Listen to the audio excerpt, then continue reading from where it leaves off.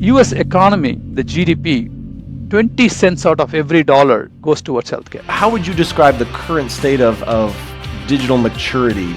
The people who are offering care and the people who are in between, they have a fragmented system. How close are we to really getting there? Your phone has so many apps, but the data is somewhere else. The goal is to get that data from. How do you see technology enhancing? There is a goal called triple aim.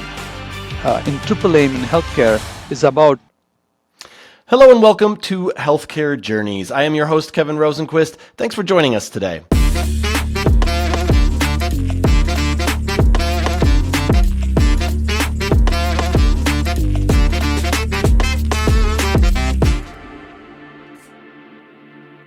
Healthcare is undergoing a digital revolution, from AI diagnostics to patient-centered data ecosystems. But building the future of healthcare means solving complex challenges around interoperability, security, and system design. My guest today is Chenniappan Solaiyappan.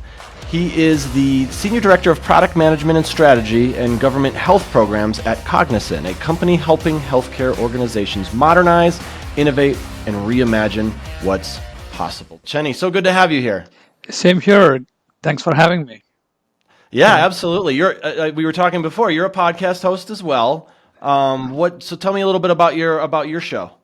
Yeah, my show focuses on product management. It is I'm in a advisory board of Products That Count organization, and we focus on targeting the product managers. And the way we explain it as Products That Count is a TED, Oscar, and Gartner for product management. TED being educating the product managers, sharing their knowledge, giving them the platform to share their thought process around product management, and Oscar, celebrate them, right? Platform to award the individuals, award their products, award their work, and then Gartner, helping organization to excel in product management, sharing the best practices. So that's what I do, and for Products That Count, though I work for Cognizant. Yeah. Well, that's really cool. I wanted to give you a quick plug there. Yeah, let's talk about let's get into some healthcare stuff here. So, it's healthcare is obviously cutting edge, but a lot of times behind the scenes, a lot of organizations are still working with outdated systems. How would you describe the current state of digital maturity across healthcare organizations today? Great question. So before I get into outdated and digital, I want to share how we experience healthcare, you and me, right?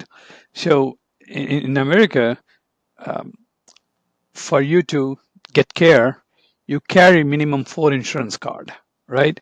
One for dental, one for pharmacy, one for medical, and then one if you have a vision program, right? So just the insurance card alone, there's 4 of them, right? And if you look behind that insurance card, the insurance company, they are the, in a way, middleman to the people who provide care, right? So the people who are offering care and the people who are in between, they have a fragmented system, meaning we have a product for every function of a health plan, onboarding a member, marketing the product to them, and then processing the claims when the member sees, the person sees the physician. And when you process the claim, then you need to measure the care being rendered. And there is a care management. And then you have utilization management to reduce the cost of care, and then negotiating the rates with the provider, between the payer and then the provider. So there are 50 functions that happens within a health insurance alone. And then you think about hospitals and provider network, right? Absolutely. So to care for your body, which has about 9 subsystems, there is at least 100 functions that are coming together to provide care, right? That's interesting when you put it that way. Yeah.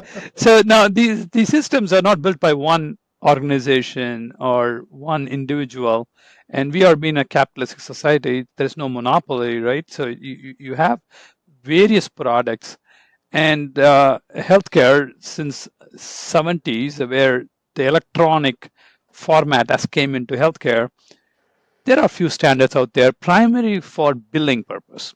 Yeah, when a physician bills the insurance company, they follow a standard. But when it comes to the clinical care, right, the standard was not something that is very. It's very soft. There's a standard, but it's very soft. Uh, the way we are not experiencing the standard is, let's say you go to a physician and you've been going to that primary care physician for, let's say, 2 years, right?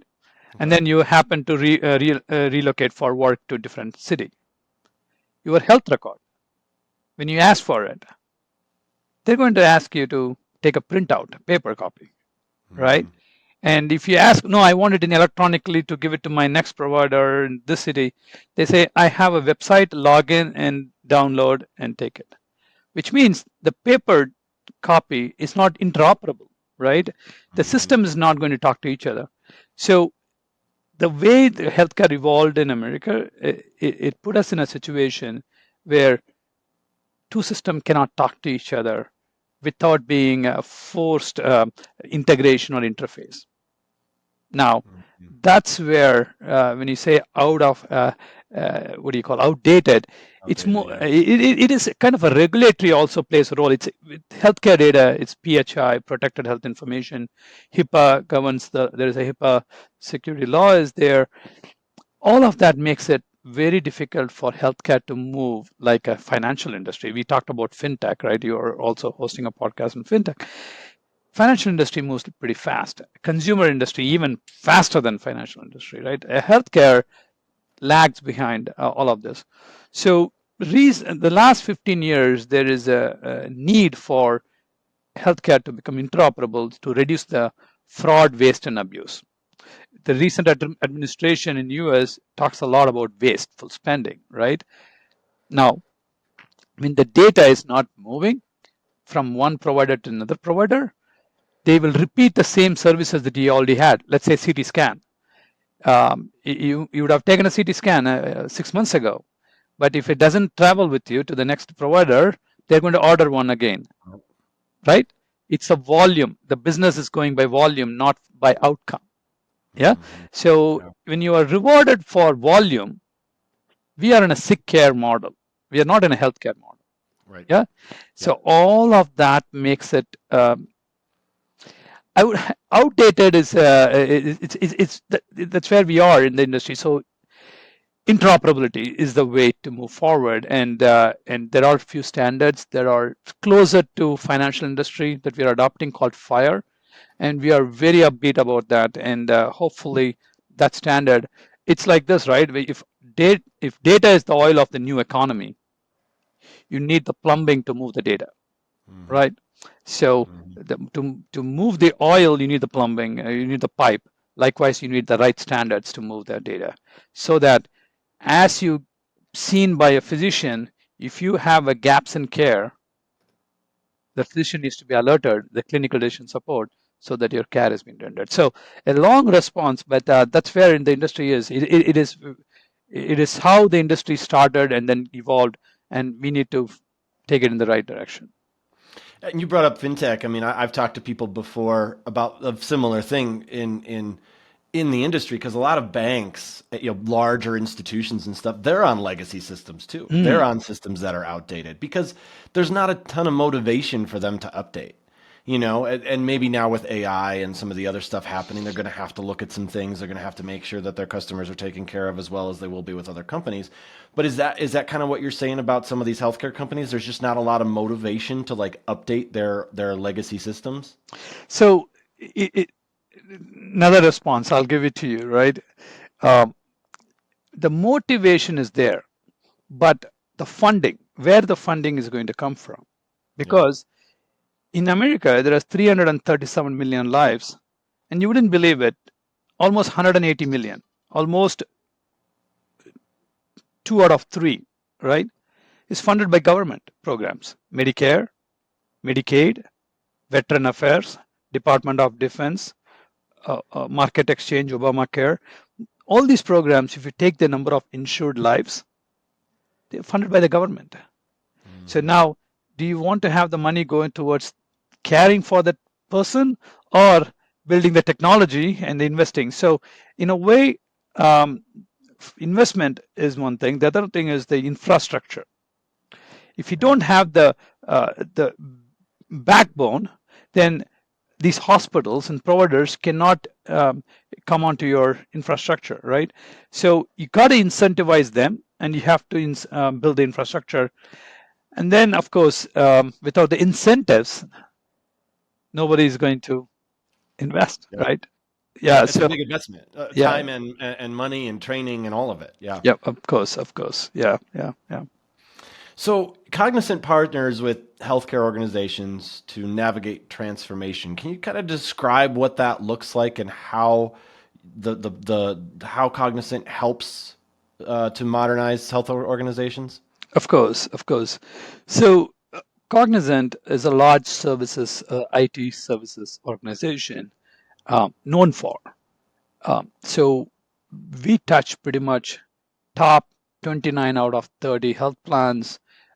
Literally, besides our services work, our product, um, Triceto Healthcare Product House, we have payer side of the business and provider side of the business with products, not just services, a product itself that touches pretty much 200 million lives today, one way or the other. So 2 out of 3 lives in the country goes through one of our products. And these products are helping uh, providers to submit their claims after a member is seen by them or a patient is seen by them. And then when that claim comes to the payers, the insurance companies, the insurance company has to process that claim and pay the provider. And in that loop, right, in this bidirectional data exchange, you have care management. You have to manage the care, you have to manage the quality, ensure that the members are onboarded with annual open enrollment period. So as our products are supporting pretty much the complete value stream of a health insurance plan, we have a moral responsibility with the number of lives that we touch to transform along with the industry. So one of the key initiatives that I can talk about is our strategy called Triceto Unify strategy. When Kevin, as an individual, as a patient, is seen by a physician, and the physician recommends a particular service, you need to come in for an outpatient or inpatient visit. When you go up there, your data has to go along with you, right? You cannot just rely on, I'm going to take the paper record, right? And there are certain moments in your life where you needed that help. You are not going to help yourself in that situation. There could be various life events could happen where you are not helping yourself, and your data has to help you. The moments that matter. So there are certain moments that matters the most at the time is the data is going to come and help you. Let's say you're in a hospital, they have to administer a medication. Are you allergic to anything? And let's say if you're not there to communicate all of these things, your data has to help. When that moment needs that information, are we able to serve that up, right? So that's our Unify strategy to help bridge payers and providers, and in that the consumers like Kevin has to be helped. So that is our strategy, which is aligns very well with interoperability standards, FHIR, and all our products are now transforming to become interoperable. And FHIR, FHIR stands for Fast Healthcare Interoperable Resources. It's nothing but an APIs. Your phone has so many apps, but the data is somewhere else, right? The cloud. So there's an API call that is being made. That API is what makes your Cigna or Aetna app on your phone to communicate with the hospitals and communicate with their different endpoints and bring that information when that moment that matters. So today, your watch, iWatch, can pick up if you're missing a heartbeat, right? Can we deliver information that would be helpful to you when you need the most from your health record? Um, I'm 50 plus years old now, and when I reached my 49 or 50 year the timeline, I got alerts from a physician when I went to see him for some other reason. Hey, you need to come in for colonoscopy screening, for colon cancer screening. So there are these events that matters the most, and if you miss that, if I let's say I didn't go and see the physician, am I going to be alerted? Am I going to get an alert in my phone app? Am I going to does this alert is going to hold me guilty? Hey, you're ignoring all these alerts. You are going to, right? Those are the things that we need to bring to our industry today. Yeah, you mentioned interoperability and having the healthcare different systems talk to each other being an issue. Clearly, Cognizant is trying to bridge that gap. How close are we to really getting there, where there is a good system in place as to what you're talking about as far as getting that data where it needs to go? Yeah, and Kevin, when I visited my physician last time, right? They are talking to me, facing me here, and then their hands were on the keyboard. Yeah, so they were typing up as they are talking to me, as they are right. So what happened there is 15 years ago there was an incentive for all the providers to start using electronic health record application. So now the backbone is there. They are documenting the care. They're not just documenting it for getting paid. They're documenting it for building the longitudinal health record. But that data, when it gets locked up in their system, if it doesn't communicate to the other, right, you are going to have a lot of issues. So for us, the goal is to get that data from that endpoint to other endpoints. Like I said, there are 50 applications that talk to each other in a way, in a tightly integrated, but the data moves so slowly. Sometimes it frustrates us where you're to identify certain insights on you, it takes about 45 days. Not that technology is not there to identify the gaps in care on gaps in care means if you reach certain age, you have to go for certain screening.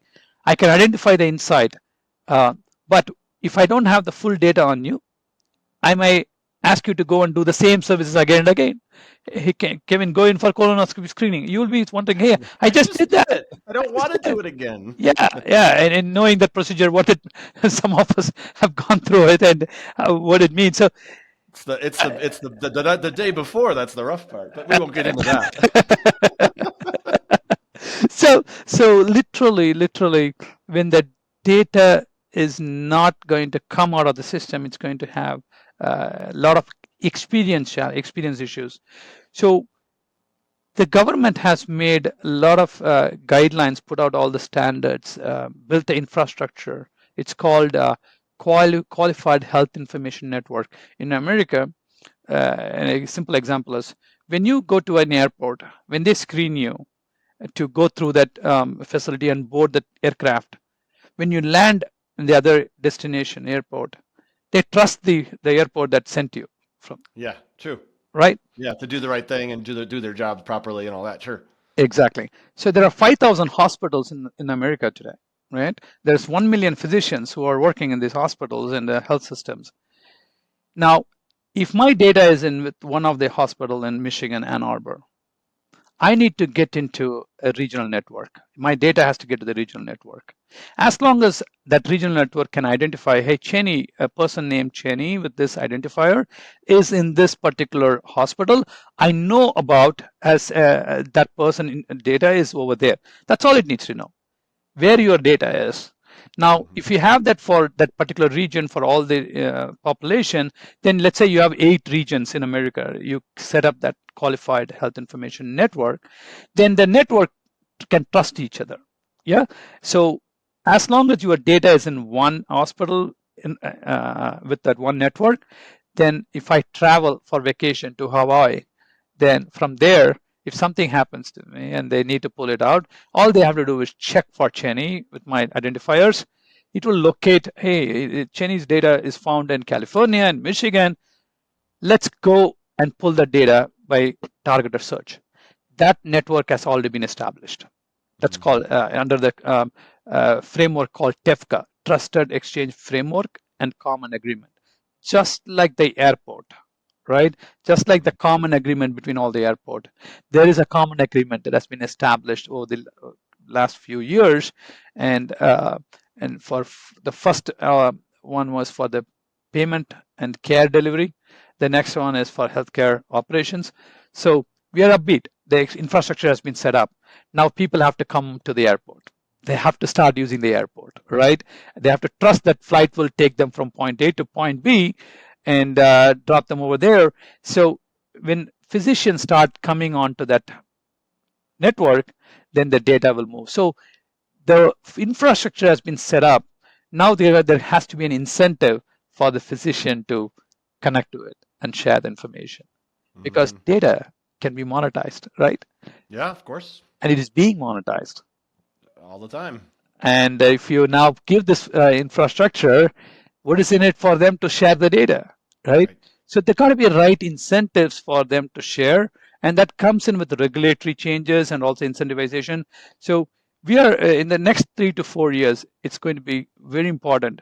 I'll tell you what, if we don't change, if our healthcare doesn't change and adopt it, we are going to go literally in the insolvency state for Medicare and Social Security, because US economy, the GDP, 20 cents out of every dollar goes towards healthcare.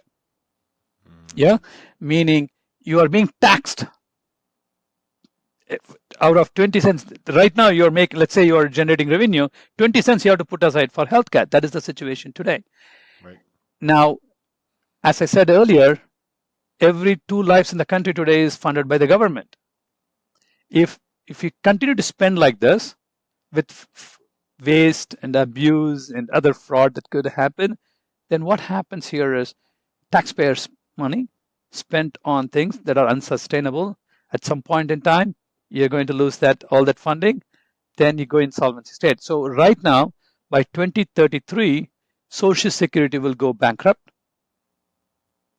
By 2037, Medicare will go bankrupt if we don't do anything about it. That's why our current administration is doing a lot about controlling the cost, reducing their debt, right? And healthcare, in the $7 trillion government spending, almost 50% of it goes towards healthcare and Social Security. If we don't save dollars there, you're not going to control the debt. So it is important for us to leverage this infrastructure, leverage this technology to not only care for the people, the moments that matter. It is important to control the cost of care so that we don't need to collect debt. Today, every child who's born in this country has $120,000 debt.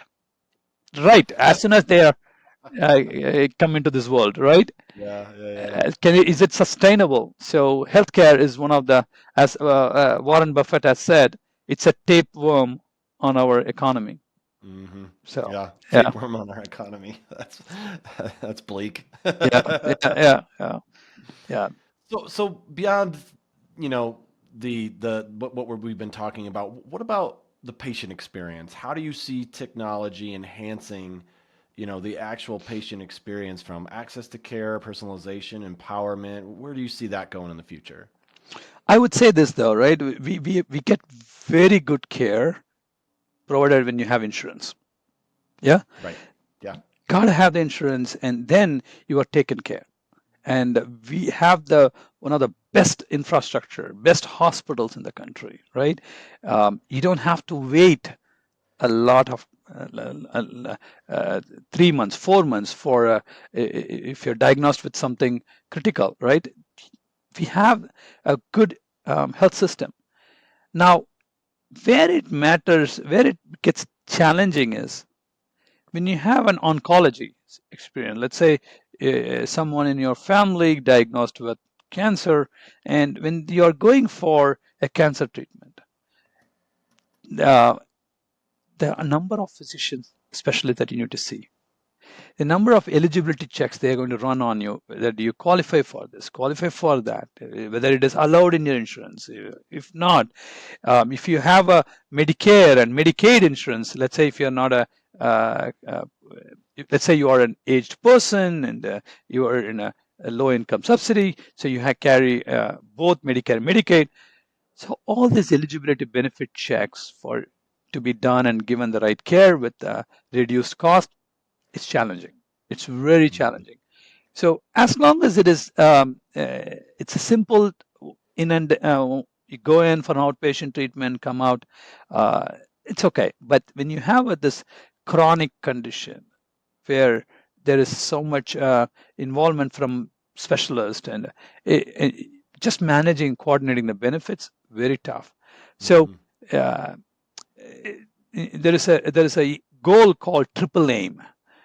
In triple aim in healthcare is about giving better quality care, right? Meaning, for whatever you're going into the hospital to see a physician or be in the hospital, you need to be treated without any readmission. That is quality of care. Controlling the cost. You don't want to be charged extensively. Third one is experience, right? If you put these three aims together, it's called value-based care. Industries today is in fee-for-service model. Unless it moves towards the value-based care, your patient experience when you're really in that moment that matters, right? Are you going to have a better experience? It's questionable, right? Based on what insurance you carry, whether you carry one or more. So experience is an area where we can do much better. This country can do much better. Yeah. Yeah, and I feel like people demand more out of an experience these days, right? Because the customer experience, the UIs, all this stuff matters now, and everyone's competing with each other, whether it's to bring in new business, to keep people, people will choose, companies they want to do business with based on what the experience is like. So it kind of feels like, if you're behind in that, you're gonna struggle a little bit, even dare I say in healthcare. Yeah. A simple one. Let's say there is someone in your family has to go for a specific treatment, right? First thing you're going to check is who's my provider in the network, Right. right? And the easiest thing is go to Google and search, right? And then you want to know what's going to cost. That's where you'll get tricky. Price transparency. You never know what the bill is going to be, Yep. right? Even when you get the bill, you will be wondering, what the heck is this? What is this? It's so confusing. Yeah. Right? Yeah. Just that experience alone, if you decode it and keep it simple, right? This industry can look at it and say, oh, we did something great, right?